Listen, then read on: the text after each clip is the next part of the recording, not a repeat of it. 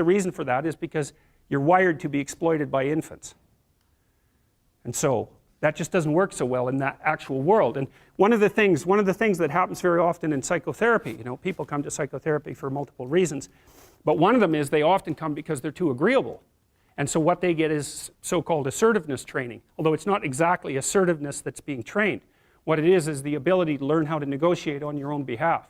And one of the things I tell agreeable people, especially if they're conscientious, is say what you think. Tell the truth about what you think. There's going to be things you think that you think are nasty and harsh. And they probably are nasty and harsh, but they're also probably true.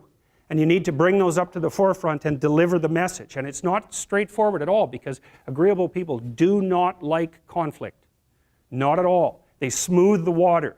You know, and you can see why that is in accordance with the hypothesis that I've been putting forward. You don't want conflict around infants. It's too damn dangerous. You don't want fights to break out. You don't want anything to disturb the relative peace.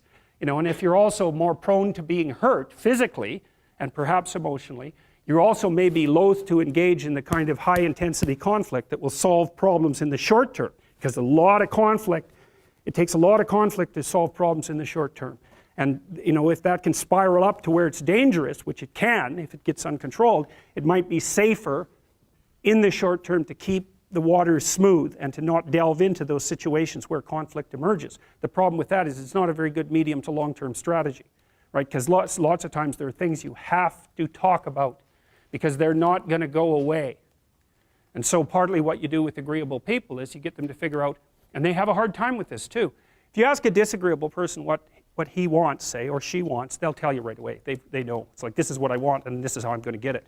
But agreeable people, especially if they're really agreeable, are so agreeable that they often don't even know what they want, because they're so accustomed to living for other people and to finding out what other people want and to trying to make them comfortable and so forth, that it's harder for them to find